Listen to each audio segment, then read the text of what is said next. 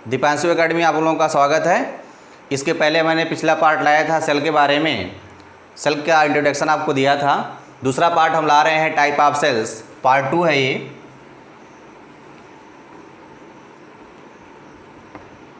Type of cell, ये जो हम वीडियो बना रहे हैं आप लोगों के लिए, ये आपके हाई स्कूल स्तर के लिए, इंटरमीडिएट के लिए जो बायो ग्रुप के बच्चे हैं, और बीएससी बायो ग्रुप के लिए, और इसके साथ साथ नीट और वनडे एग्ज़ाम के लिए बहुत ही उपयोगी वीडियो रहेंगे आपके लिए। इसमें हम बायोलॉजी के, अभी तो बॉटनी का पार्ट हम पढ़ा रहे हैं, इसके साथ साथ जूलॉजी का भी पार्ट पढ़ाएंगे। तो आप लोग सिर्फ इस चैनल को सब्सक्राइब करिए और बेल आइकन को प्रेस करिए, जिससे जब भी हम कोई नई वीडियो डालें आपका नोटिफिकेशन आप तक पहुँचे। आगे चलते हैं हम लोग टाइप ऑफ सेल पढ़ने के लिए। टाइप ऑफ सेल, इसके पहले सेल का इंट्रोडक्शन हम लोग लिए थे। टाइप ऑफ सेल में हम देखते हैं, अगर हम न्यूक्लियस के, मतलब कि सेल को जो 2 भागों में बांटा गया है, टाइप ऑफ सेल में हम देखेंगे न्यूक्लियस को, सेल को 2 भागों में बांटा गया है, वो न्यूक्लियस के बेस के आधार पर बांटा गया है। तो हम बता सकते हैं depending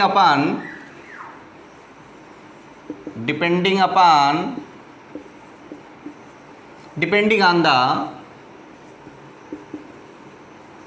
nature of the nucleus,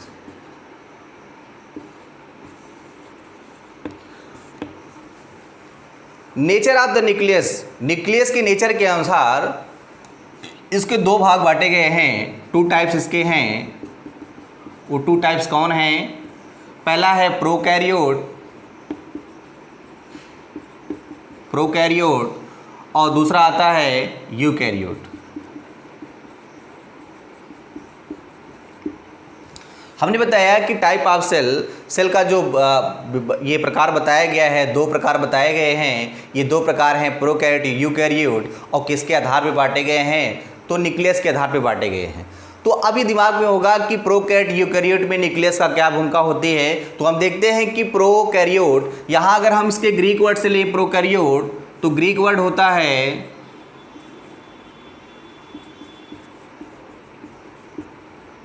pro, means होता है प्रिमेटिव, और कैरियन मीन्स होता है न्यूक्लियस। तो हम देखते हैं कि प्रोकैरियोट वो सेल होती हैं जिसमें प्राथमिक न्यूक्लियस पाया जाता है। प्राथमिक न्यूक्लियस मतलब वो होता है कि ऐसा न्यूक्लियस जिसमें न्यूक्लियर मेम्ब्रेन उपस्थित ना हो, और न्यूक्लियर मेम्ब्रेन उपस्थित नहीं होगा तो उसके जो जेनेटिक मटेरियल होते हैं बिल्कुल डिस्पर्ज होंगे, अर्थात डीएनए जो होता है हिस्टीन प्रोटीन से बाइंड नहीं करता है। अर्थात हम कह सकते हैं कि प्रोकैरियोट सेल्स में जो प्रिमिटिव न्यूक्लियस होते हैं, प्रिमिटिव न्यूक्लियस वो होते हैं जिसमें न्यूक्लियर मेम्ब्रेन उपस्थित नहीं होता है। दूसरा होता है यूकैरियोट। भी हम ग्रीक वर्ड में देखें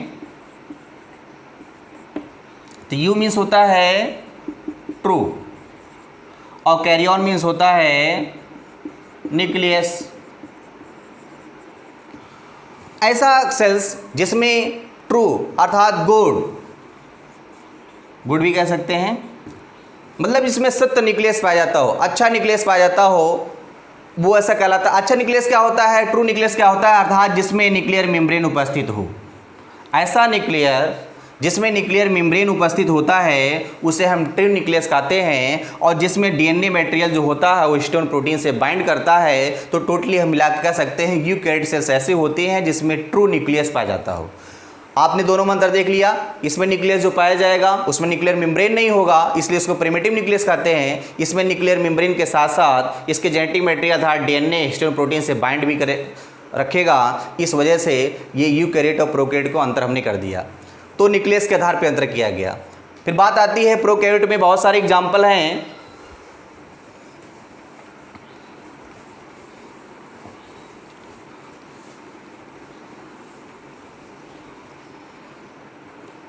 प्रोकैरियोट के अंतर्गत हम एग्जाम्पल अगर देखें तो बैक्टीरिया आता है, पीपीएलओ आता है, प्लूरोनिमोनिया लाइक ऑर्गेनिज्म, और ब्लू ग्रीन एल्गी आती है,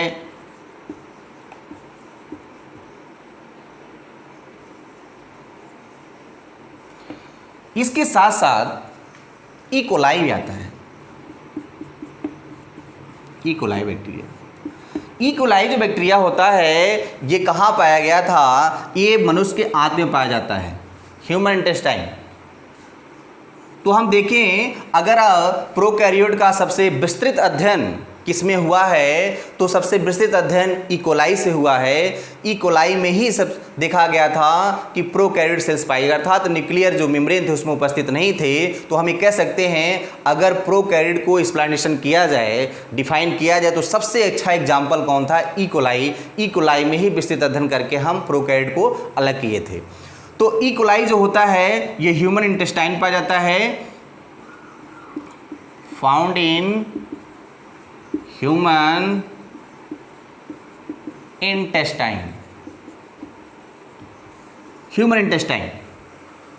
तो ई कोलाई अगर आपसे पूछ लेता है कभी कभी क्वेश्चन कि प्रोकैरियोट का सबसे अच्छा एग्जाम्पल, तो ई कोलाई होता है, जिसमें विस्तृत अध्ययन करके हम ई कोलाई को डिफाइन किए थे।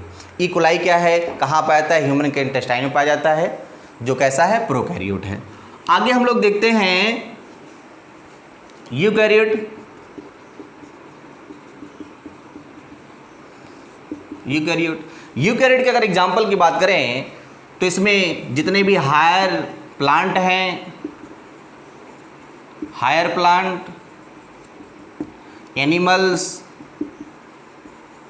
सब यूकैरियोट के अंतर्गत आते हैं। प्रोकैरियोट के अंतर्गत बैक्टीरिया, पिपियल्लो, ब्लू ग्रेन एल्गी और ई कोलाई आता है। और यूकैरियोट के अंतर्गत जितने भी हायर प्लांट होते हैं, एनिमल्स होते हैं, सबके कैसी सेल्स होती हैं, यूकैरियोट्स होती हैं। एक टर्म और आता है मीजोकैरियोट का।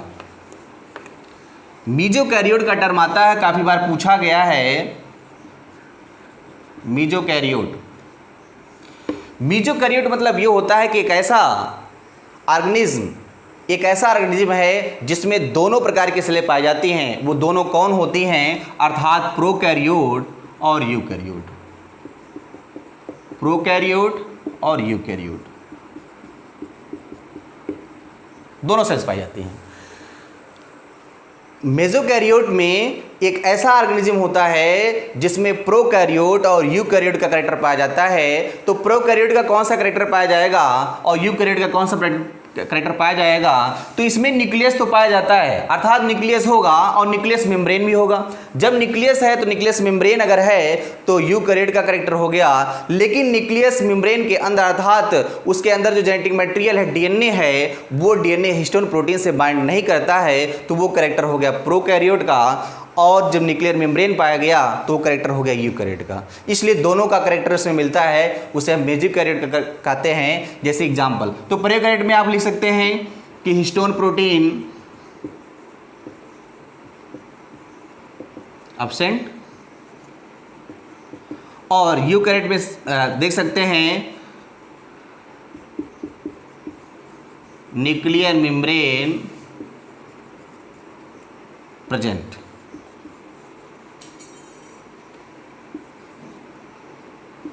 Nuclear membrane present.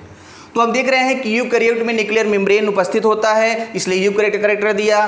और प्रोकैरियोट में हमने देखा था कि हिस्टोन प्रोटीन नहीं पाया जाता है, इसलिए प्रोकैरियोट का कैरेक्टर दिया। तो दोनों कैरेक्टर मिल रहा है, इसलिए कहा गया मेसोकैरियोट। तो सबसे अच्छा एग्जाम्पल है एल्गी का एक क्लास है,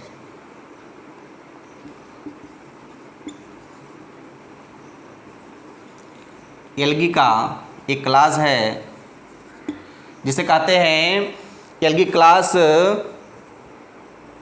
डिनोफाइसी।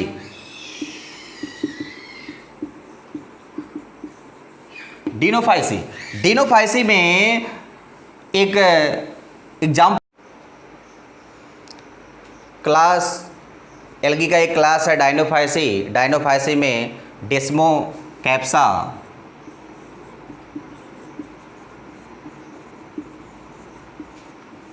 जिसके अंतर्गत अगर देखा जाए डेस्मोकैप्सा में किस प्रकार की सेल्स पाई जाती है, तो मेजोकैरेटिक सेल्स होती हैं। मेजोकैरेटिक मतलब होता है कि इसमें प्रोकैरेट और यूकैरेट का दोनों कैरेक्टर होता है, उसे हम कहते हैं मेजोकैरेटिक सेल्स। मेजोकैरेटिक में एग्जाम्पल, सबसे अच्छा एग्जाम्पल देंगे तो एल्गी का डायनोफाइसी, ये अक्सर पूछा जाता है, डायनोफाइसी में डेस्मोकैप्सा।